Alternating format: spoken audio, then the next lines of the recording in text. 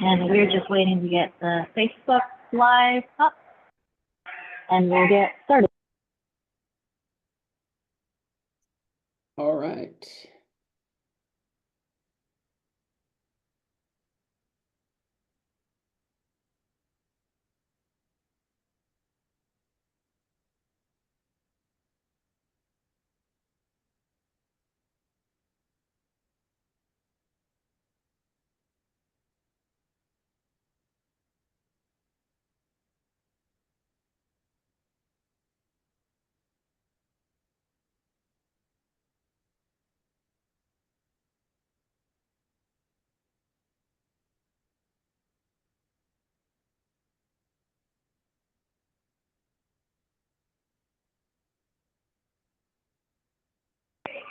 All right.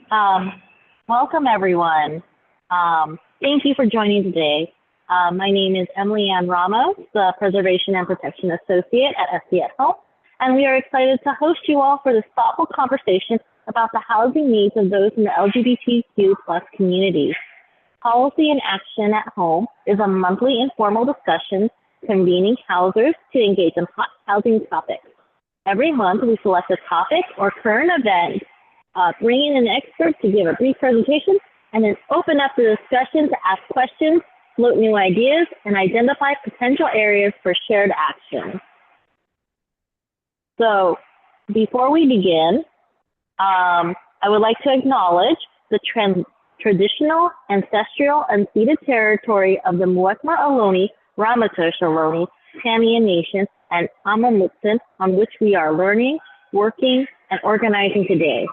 We are committed to honoring and making visible the indigenous people and tribes that were intentionally displaced from their land, who remain here in Silicon Valley and are part of our community. Now, for our code of conduct, we want to ensure that the conversations and relationships here today remain respectful and productive. Please be kind and courteous to each other, no rude comments or personal attacks. We encourage asking questions and listening as we learn and engage with each other. Please remember that today's event is focused on the housing needs in the LGBTQ plus community. Sometimes the chat can get lively. So if you find that distracting from you from the content of the discussion, we encourage you to consider closing the chat temporarily. If a person is disruptive or otherwise violates the code of conduct, they may be removed with or without warning. And now we head on to the main topic. My colleague, Manuel Salazar, SC at Home's Planning and Production Associate, will introduce our guest speakers.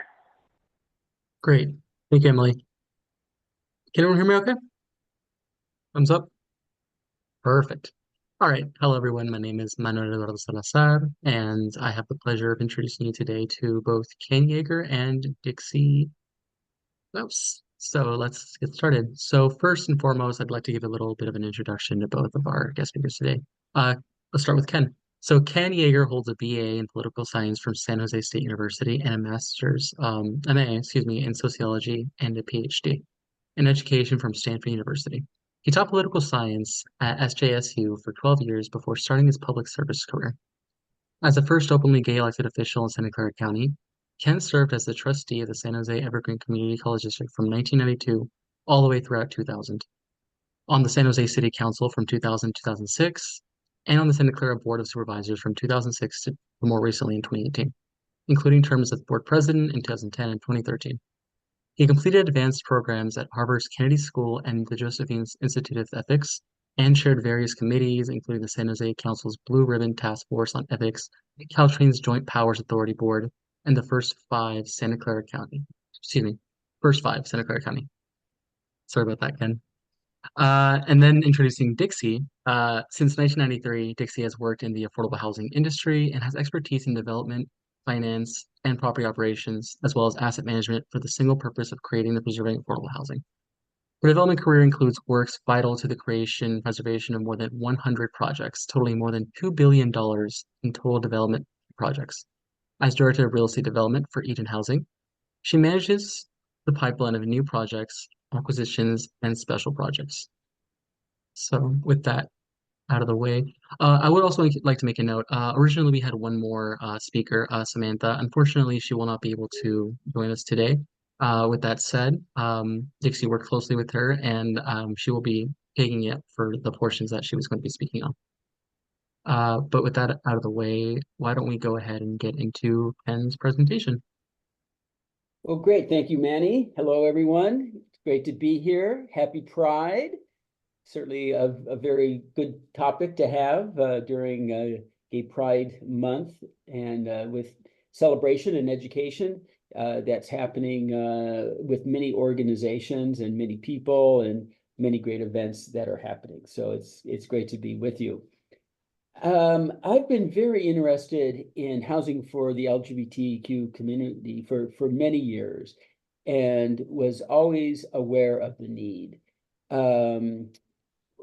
When I was still on the Board of Supervisors, maybe around 2016, 17, 18, we tried to find a location where we could build some senior housing that would be geared towards LGBTQ seniors. And we came a little close, but ultimately the project never went anywhere. This was something that we were trying to do on the Alameda in San Jose. And so I'm just so pleased that this is now a topic again, and that people are trying to figure out where we could again have these kind of housing units for seniors. I think if anybody knows older seniors as they sort of contemplate what they're going to do when they leave either their house or their apartment and going into some sort of senior living facility, they understand how difficult it is to sort of be out in those living situations where basically everybody else is heterosexual, including the staff. And it sort of forces people to go back into the closet. These can be very confining living situations, where people can get stigmatized or ostracized for who they are. And there they are living in these situations and often pretty unhappy, but really don't have many other choices. And I know people who have moved to the villages, a very upscale senior housing complex where people can purchase their own condos there. But even then, again, many people don't come out. There isn't a lot of sort of LGBTQ oriented activities where they can sort of meet people. But it's one of those things as you get older and you become a little less social and a little more withdrawn. Your options of meeting other LGBTQ people just get smaller. And so one of the great things about having sort of a large senior complex is that you could have then avenues available for friendships, for people to be out and to be very much, who they are and sort of enjoying their senior years. We certainly know that there are a lot of LGBTQ seniors in Santa Clara County. There was a recent poll that just came out talking about the age groups of people who identify as LGBTQ plus. Rather surprisingly, 18 to 25-year-olds, 20% of them do, which is big news and very exciting that people feel much more comfortable sort of exploring their sexual orientation and trying to figure out exactly where they are on that scale. But it showed that for seniors 60 and older, 4.3% identified as LGBTQ. And if you look at Santa Clara County with its 2 million population and you figure 4.3 are LGBTQ plus, that gives you roughly 86,000 seniors. So again, a large number, and really up until this point, their housing needs just have not been addressed. And I think it would be, upon us to sort of, as a way, to to help LGBTQ seniors who have provided so much to our county, to our lives, to the social fabric that we have, as a way to sort of, in a way, thank them and appreciate them, and make sure that their senior years are as enjoyable and as worthwhile as possible. I know that there was a study done in 2021 about the senior population, LGBTQ seniors in Santa Clara County, and I think it sort of reinforced some of the things that we know. It showed that 80.5% of seniors were interested in LGBTQ focused housing. So it's nice to know that there really is that desire and that need that can be confirmed. Almost a half were not confident that they would be able to stay in their current living situation. So you have, again, this population quite anxious about what their future might hold. And those numbers, as far as that, were fearful of losing their places, their homes, were even higher among the trans community. When asked what the top 5 reasons were for not feeling confident about their housing stability, certainly the #1 issue was economics. It's very expensive, of course, to live here with inflation and any number of things. Many of them are on fixed incomes, and so they don't really know maybe what the future might bring. Concerns about health. We certainly know the older you get, issues about falling and other kind of problems can be confronting you, particularly if you have sort of long-term illnesses. So that's a worry. There's also sort of the lack of, just overall stability as far as their livelihood and their lives, and anxious there because people living alone maybe don't have someone nearby if there's some sort of problem, and also feeling of being in an unsafe environment where they're living, and would want to then move out of that kind of situation into something that is more secure for them. Also, 2/3 of the people that were questioned for this survey lived in poverty. Again, a lot of that is because of fixed incomes. Just there's no other sort of flexibility, and so they're very worried about living costs.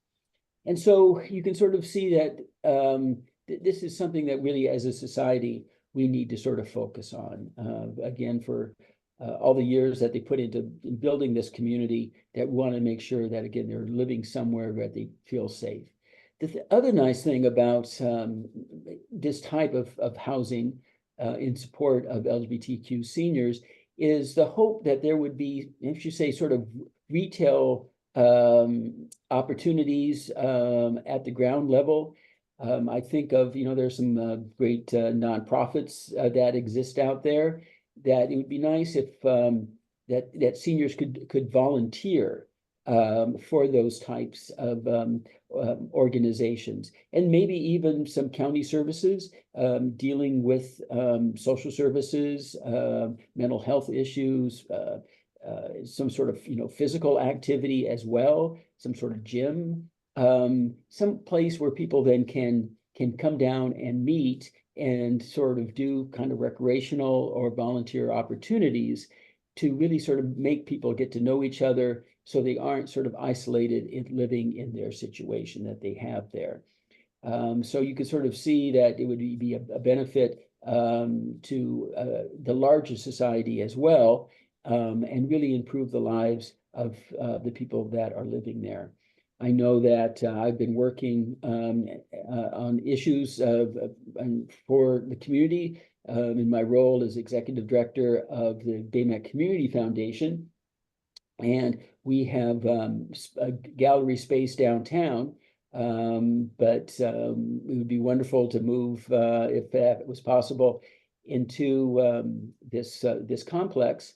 And again, mainly so people can learn about the local history of our community and also volunteer if they would so choose.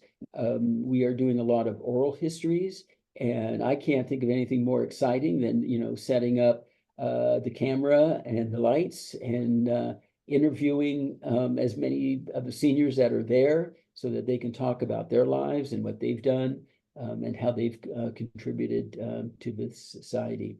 So I just think there would be unbelievable high support for this kind of a housing project, certainly for LGBTQ people, but for their allies and friends as well. Just to be very inclusive, have people from all walks of life, and then setting it up, the situation again in some sort of community room where people can get to know each other and not live the kind of isolated life that I know probably many of them are doing now. So I'm happy to play in whatever role I can in moving this project along, and then once it gets going, making sure that people know that the possibility is there that they might be able to apply and then move into it. So Manny, why don't I leave it there and see if there's any questions? Great. Have we got any questions from the chat? Or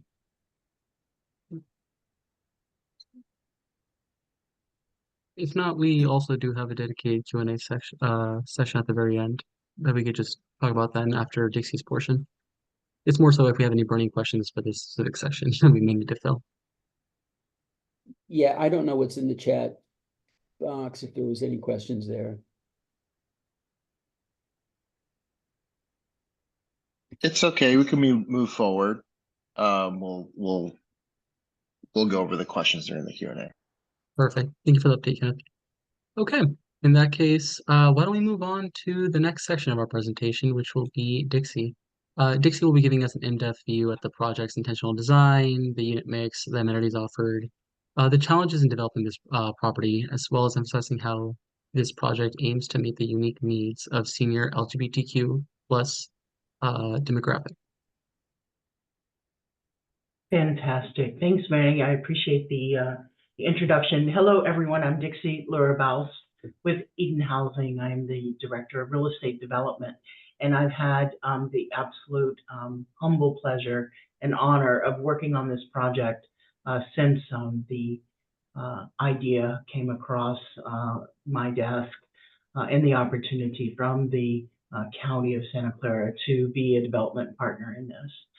Before I get going, because I can definitely get going on a roll to where I'm all heady and in my head, I do want to absolutely acknowledge our partners with this transaction, our partners specifically from the Santa Clara County Office of Supportive Housing, Consuelo, Natalie, Stefan, and Colleen, who are with their sleeves up helping bring the vision to life. Also our partners from the core companies who are partnered up with us in the development and the master plan of the entire block, not just our building, but the master block, Chris Neal, Rich, Christy, and also my colleague who unfortunately could not join today, but Samantha Meyer, who gets the absolute honor of bringing the vision to life from one crazy idea to real life. And then last but not least, our master plan design architect, Studio T Squared, who have been with us during our community engagement and our entitlement process, which we are just about finished with. So as this all came up, this project came up, the opportunity from the County Office of Supportive Housing issued an RFP notice that said, hey, we're looking for a development team who can redevelop this larger parcel behind the newer medical facility on East Santa Clara Street, very close to City Hall. And as I was reading through the RFP and the history of the site, I ran across a couple of comments that Supervisor Yeager made during his tenure, saying it would be really great to create a senior housing for LGBTQ seniors. And I thought, yes, I think that's a mighty fine idea. So I will not take the credit of coming up with it, though the location I will take absolute credit for. And as to the history of the site being the IBM building that's there, the first, punch card from the IBM, how IBM was so inclusive of the LGBTQ community from the onset. It just made sense to tie in queer tech with housing, and so we just kind of ran with it. And so the idea of creating an LGBTQ and ally community was born during that time. The why, and thank you so much for putting the PowerPoint up, because we do want to give you some project overview context. This project sits in a very, very diverse convergence of neighborhoods with downtown, Roosevelt Park very close, Nagley Park to the south, a large redevelopment effort underway by the Santa Clara County Housing Authority adjacent, and of course the newer medical facility that borders on East Santa Clara Street. Extremely high transportation corridor here. So all of the plans to connect on the rapid bus system, it just all makes sense to have this vibrant, walkable, inclusive community as part of the overall community. So, why do affordable housing for LGBTQ affirming seniors? Why is it important? And as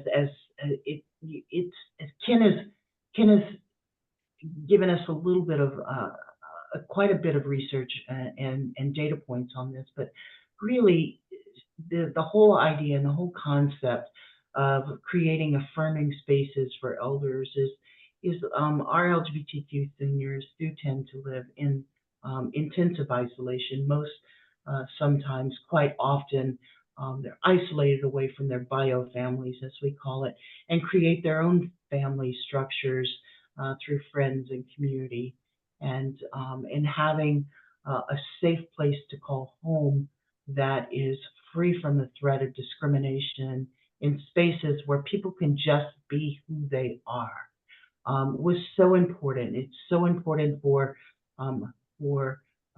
me as an individual who wants to feel safe in my own home as well, but also to create those affinity spaces for people who can connect with one another, who have shared lived experiences, breaking the cycle of isolation, which has been shown to improve long-term health outcomes and cognition. And we're old, we're not dead, right? And we have this zest and this vibrancy. And so our fair housing protections, though, from a federal level, they're at best we have created some protections in California that are centered around our state laws, our local laws, but there's no federal protections across the way that says you can't discriminate against the LGBTQ community in housing. And so, one of the major reasons that we talk about this and we create these types of housing opportunities is to call the attention to the privilege we have here in California, and just maybe a dozen of other states across the United States that have those state protections from discrimination of housing for our LGBTQ seniors. So I'd really like to if you could go to the next slide, please. Then what I'd like to show you is what our thought process was in creating this overall community and this overall space. And for one thing, I wanted to say it was really super important to the immediate neighborhood that we find a way to preserve what's called Building 800, which is on the space of East St. John Street. Building 800 is kind of a brick structure, lean-to, if you will. It's got some interesting components of it, and it brings linkage and homage from both IBM and the former hospital, which used to be adjacent and on the site. And so in looking at what we could do with that building, it was very obvious that putting housing and retrofitting housing into that building would be not entirely impossible, but probably financially infeasible. But it wasn't financially infeasible to reimagine that space to where it could serve both our residents of the community in multi-purpose rooms and activities, but also have a community gallery space that could bring members of the community into the community with welcome arms. And so you'll see this centralized kind of stage area, this gallery community center that's intended to bring in our neighbors, as well as to host a series of events that will benefit the residents of the community and their allies to have these fabulous opportunities for gathering and celebration, including this outdoor stage area, if you will, that also is, to bring in and to invite the inclusivity of our neighbors to co-create the space and the environment with our members. Then there's also some private opportunities to have these, and you'll see this in the purple where it says raised planters, to have some private meeting space, perhaps meet with counselors, perhaps just have private meetings to where people feel safe to have a visiting physician or a visiting therapist or someone come onto the space to help bring services to our leaders. We leave to our members and our residents. We leave this to the later programming, and the project developer will keep formulating these ideas and everything. On the left side of the central gallery area is all of the support space for the rental community, the space that is designed to be exclusively used by the residents of the community. So what you see is, you see a convergence in the center community, people coming in to the left, top left, you see services that could help both the residents who live there and the residents who are in the immediate area. And then on the right side, you see that space which is devoted to the residents who actually live there. There were a number of design, if you could go to the next slide, that'd be awesome. There were a number of other, and the next one, please. There is a number of considerations as to what we were going to actually build. And so on the site itself, we will be building 64 one-bedroom homes, and they will serve the seniors in our communities.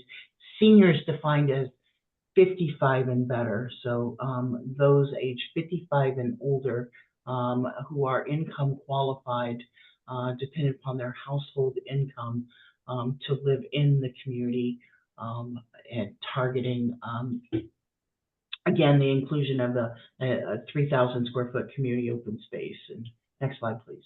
It's just a little project specifics.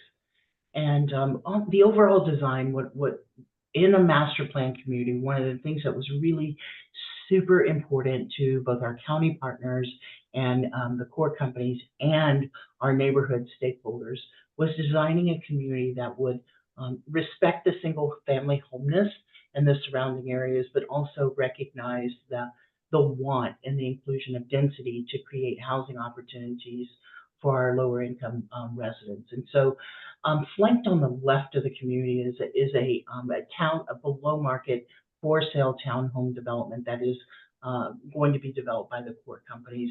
In the back of the senior project is a high density affordable housing community that will also be developed and owned by the core companies. And then Eden Housing's project, the LGBTQ senior, is front and center in the middle of the block, just in the middle of everything there. Next slide, please. In terms of how we wanted next slide, please. Some of this is a great slide. Adjacent to our development is this public passageway, paseo, if you will, walkway that will connect East St. John to East Santa Clara Street. And one of the things that we wanted to do was make sure that there was no turn your back on the community, so to speak. So we wanted to make sure our design elements, our vibrancy faced that public facing walkway. And so we have a mural design. This is just concept design right now. We'll engage, but a mural design is very much designed to be vibrant and just out there and just bold, like the bold visions of the people who worked on the project way before I was around in San Jose, and to really pay homage to our community as an inclusive community as well. Some of the other things that we did in actually thinking about the design throughout the building is we wanted to make sure that in all the open areas, all the open spaces, you can flip through the rest of the slides as you'd like, there were all bathrooms, all restrooms had private stalls. They're all unisex, so anyone can go into any restroom that they feel safe. And the other thing that's really important is to make sure that we draw upon and we remind our community and the people who live there inside the community and the people who will visit from outside of the community that this site has a rich history with the queer techies, and we want to install a monument that pays homage to IBM and the early LGBTQ people who worked for IBM at this site. We also want to install educational placards, if you will, maybe lovely signs. Ken, I've got your photo ready, highlighting our local LGBTQ leaders and influencers in our community. Our community is rich with many people who are both LGBTQ and allies of the LGBTQ community. And again, we wanted to make sure we provide plenty of private space for meetings and affinity groups, smaller rooms, smaller areas, smaller gathering areas, as well as areas that can be broadened and widened and open to the outdoor. We want to make sure that we have thoughtful branding and finishes and artwork that promote queer inclusivity. And so you see the beginnings of those ideas as they formulate in the photos and the renderings that you see. And then finally, we really want to make sure that we're creating welcoming and large enough spaces for dining options, really, so that people don't have to eat in their homes alone, where they can maybe, prep some meals together and have some meals together, do some gardening, participate in hobbies that they all like, and other areas that will help combat isolation.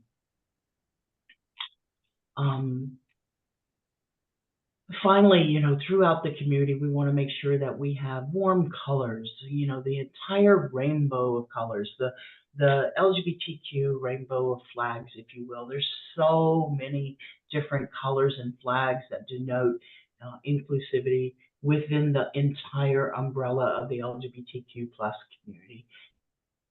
That, all members, all people are represented and included and feel and made to feel welcome, regardless of where they sit under the umbrella. And so one of the other things that has really come to light in the design of the project has really been for us to think about ongoing operations and lease-up considerations, which are sometimes specific to this community. Things that may seem just, but they really aren't. I mean, something so small as to, if you've ever filled out a rental application, you will see on the rental application that it asks for sex. Well, we want to make sure that our entire application and our entire lease documents are gender inclusive. We don't we can collect demographic information on a voluntary basis, but it's not required, right? Same of those things as race. Race is not required, but sometimes people want to collect that demographic information.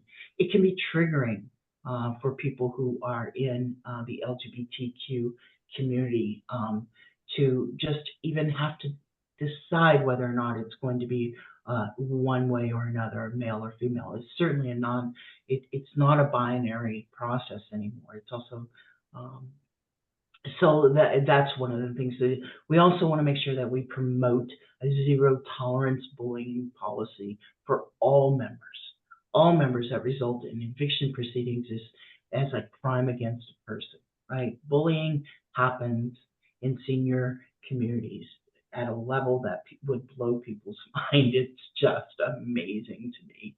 And so we want to make sure that there is an outward talking about everything very openly, matter-of-factly, that bullying will not be tolerated, be it from the member of the LGBTQ community to their allies. It is an all-inclusive, so it works both ways.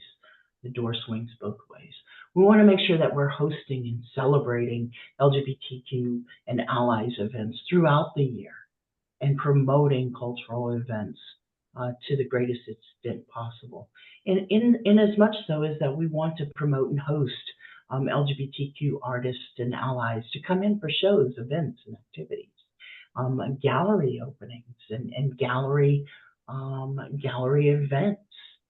And then finally, we want to make sure that we reach our target audience, our target tenant audience, which means we go out into the community that have that are specific. The Billy DeFrank Center, the Q Corner, all of the various avenues in which we know LGBTQ people gather and don't gather, and even to the farmers markets, to make sure that everyone who wants to live in a safe, inclusive home has the opportunity to get on the waiting list for this project.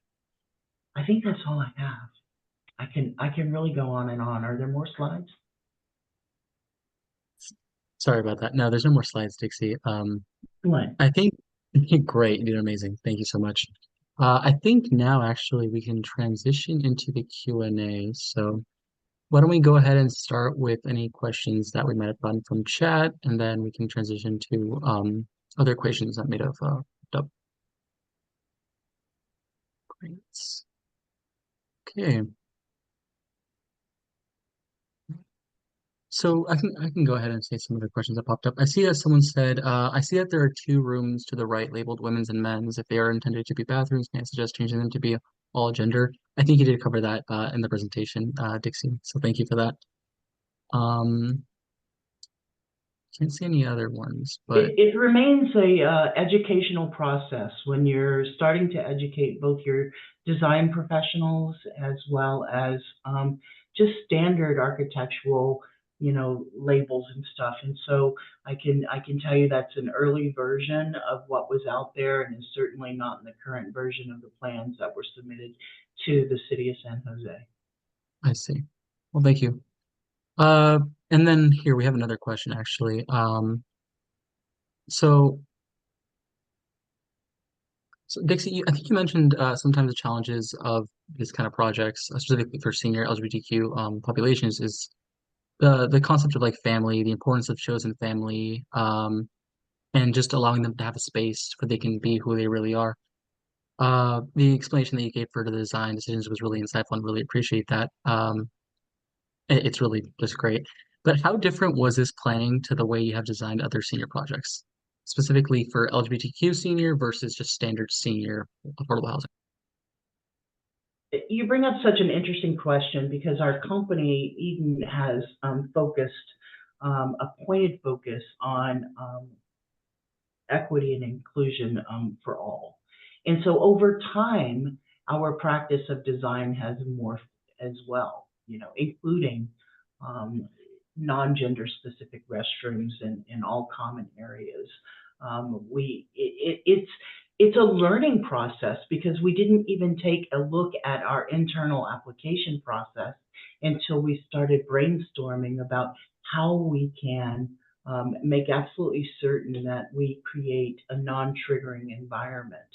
And so I think the intentionality of having more usable common area space that is efficient, but also welcoming to community and welcoming to the residents. Like, what do you really want to do? You know, how do you really want to spend your day? And I think the best research is seeing where our LGBTQ seniors are gathering right now during the day.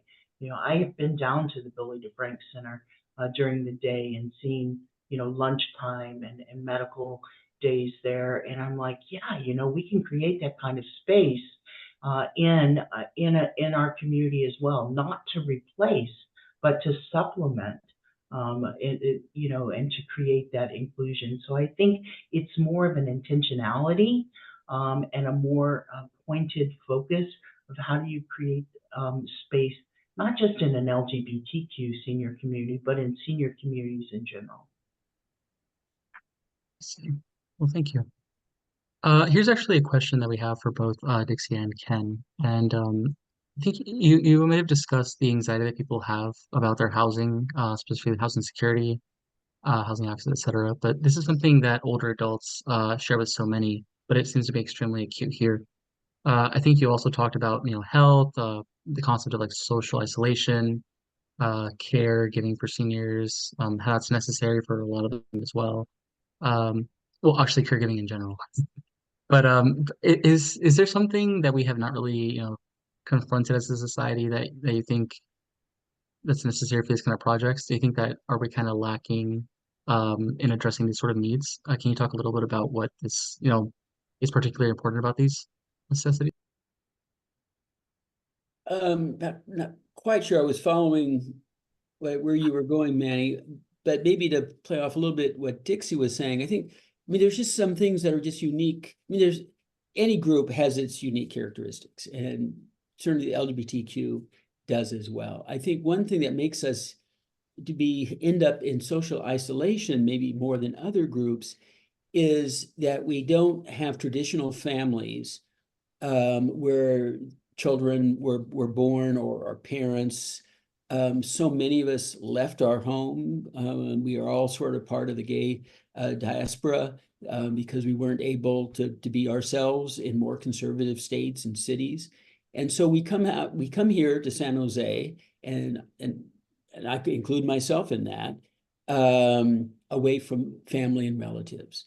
And so then as you get older, there's just sort of fewer people to sort of rely on. It's wonderful now that you have, you know, same-sex marriages. So I think those couples maybe stay together longer, perhaps. A lot easier to adopt children than ever before. So that's sort of changing. But generally, you don't have that other generation, either before or after you, to sort of take care of you. And so I think that's why you get that social isolation. And as Dixie was saying, why it's so important that there's easy avenues to access for being social and being part of the community. And I think that's one of the things that excites me in the drawings, is that has really been considered and is sort of a main focus point for people to be able to come together as a community.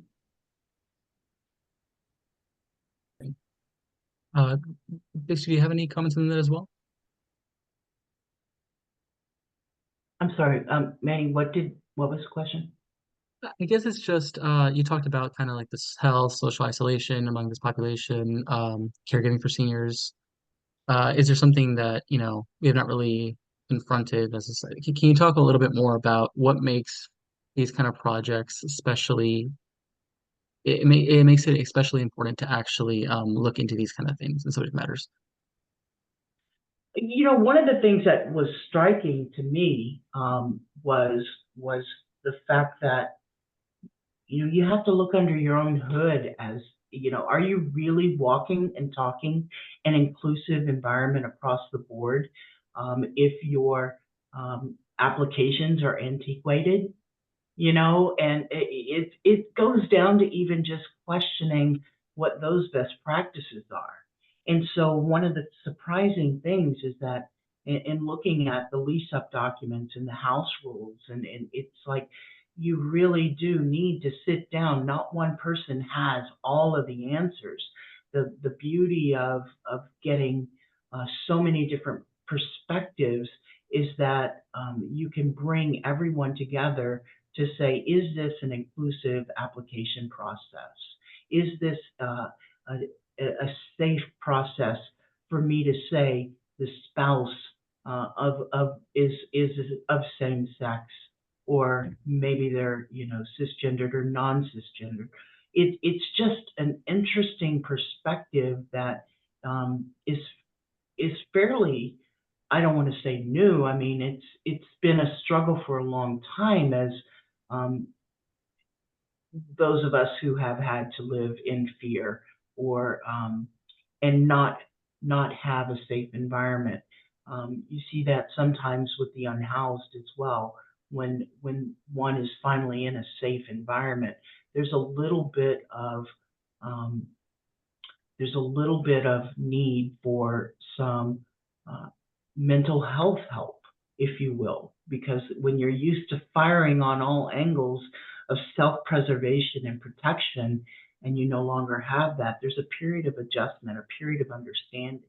And so one of the things that we absolutely know we're going to have to do is make absolutely certain that whomever works at the project, whoever works with the residents as the community manager, as the maintenance, as the support resource coordinator, and even our vendors who come onto our property understand the zero tolerance that we do have as it relates to discrimination and bullying.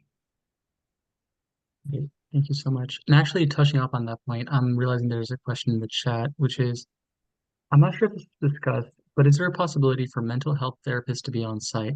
They could be specialized in LGBTQ plus community and help lead mental health support groups. So is there a possibility for that kind of thing on site, or could you speak on that a little? The programming of this of part of the space is still under consideration right now, and so it's not an answer that I can answer right now. So that would have to be discussed with our partners, the county, as well as the senior project developer. There are certainly private office space opportunities for someone to come in and say, hey, can I use a private office? And that ability is absolutely there. I see, thank you. Another question from chat. This is a really good one. Thank you, Michelle. But it says, I'm curious how you're navigating fair housing legal considerations for this project. I'm also curious what kind of discussions you've had with your compliance teams and funders in adjusting rental and lease-up documents to be more LGBTQ inclusive.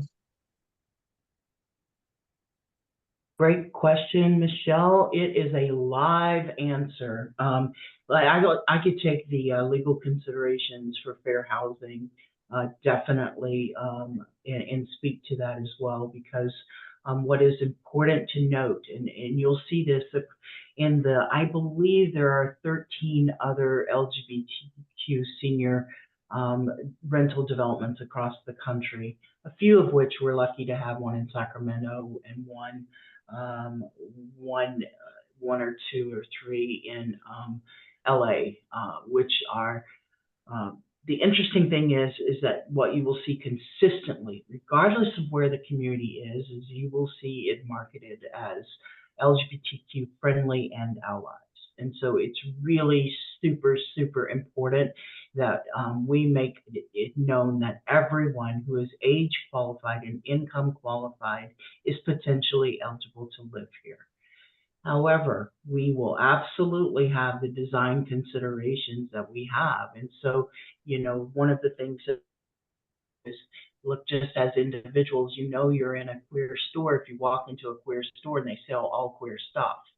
Is the same thing with the community. You're in an LGBTQ environment when you embrace the culture is there on both sides, the allies as well as the LGBTQ. So we think that in creating this inclusivity, the important thing is we are going to have to revamp our application process, which means working very closely with our lease-up team and our compliance team to understand there are some things in our documents that are triggering, and there are some things in our documents that are very binary that need to change, and we can do that.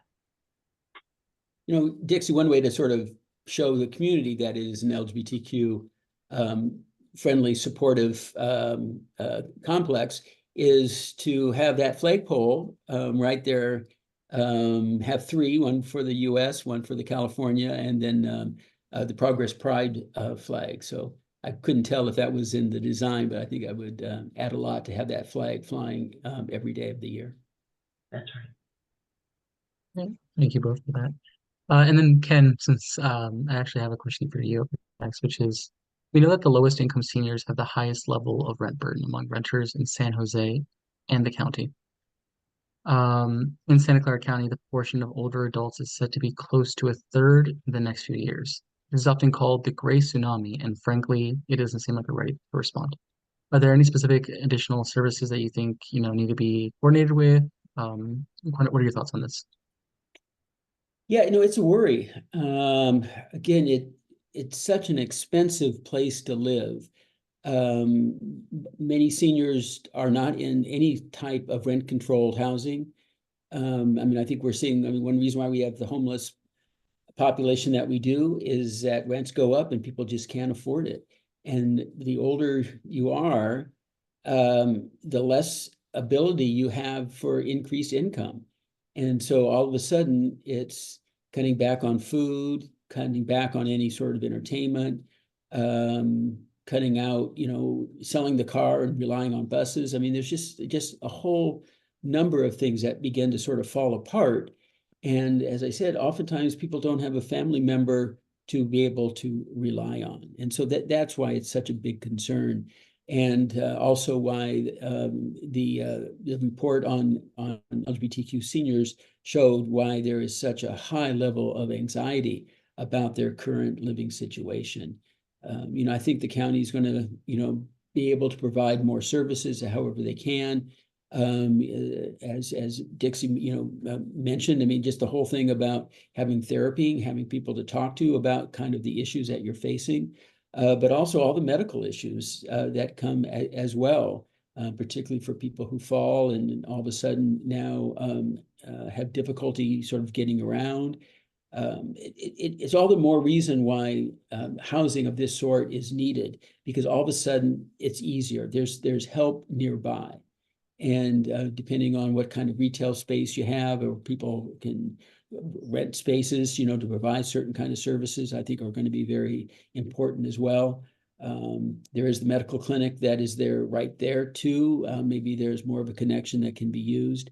But the other thing too is, as Dixie mentioned, it's on a Alum Rock, Santa Clara bus route, and BART at Berryessa is not too far away, and hopefully there's one in Little Portugal that's coming up as well for a station. So I think all those things are just going to make living easier for all the reasons why living is going to get harder. I see. Thank you.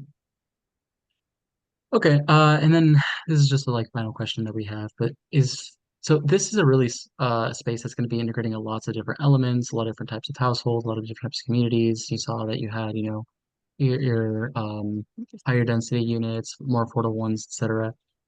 It's going to be all across, various different buildings and phases. So how important was this sort of integration to you, Dixie?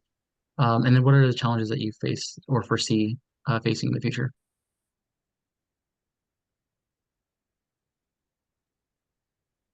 I'd say the biggest challenge that we've had to navigate through, it's not really a challenge. It's just, you keep it in the forefront of your head, and that is, you don't want to be too literal.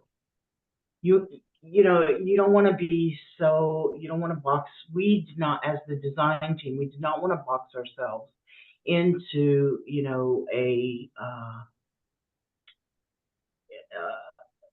into looking as part of other in terms of the neighborhood. And so we had to make sure when we were doing the design, we could incorporate a whole bunch of things all at once, knowing that, you know, our building is owned independent by one entity. The other partners' buildings are owned by their own entity.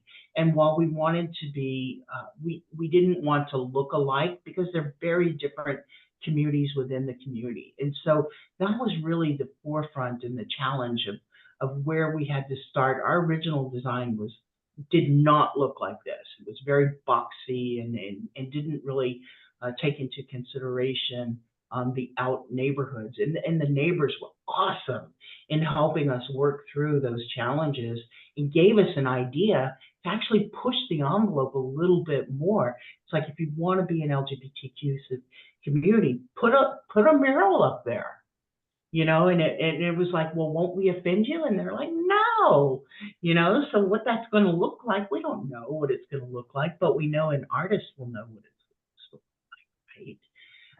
So I'd say that was the biggest challenge, is don't get so liberal and wrapped into a box of what we're supposed to be, because we're creating this outside the box.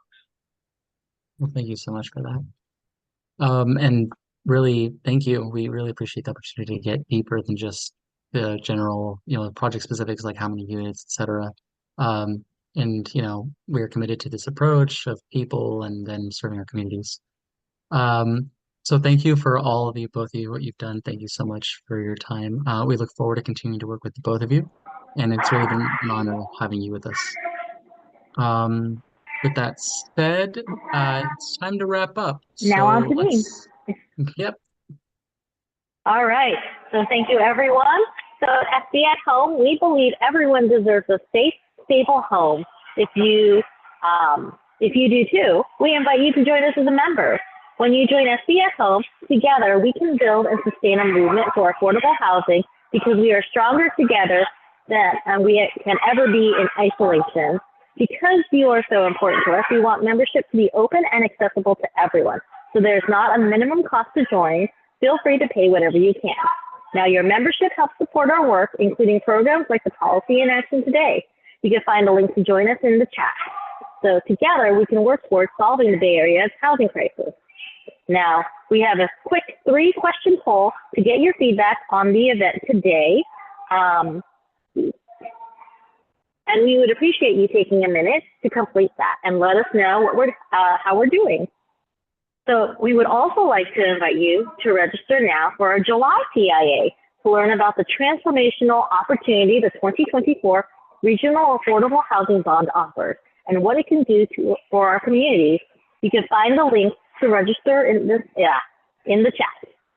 So thank you, Ken and Dixie, for joining us for such a rich conversation that really reveals the depth of the benefits of affordable housing for the LGBTQ community and why we need to solve those needs. And so thank you again, everyone, for being part of this conversation. We hope you'll join us next month for our next Policy in Action. Well, thank you. It was great to be with everybody today.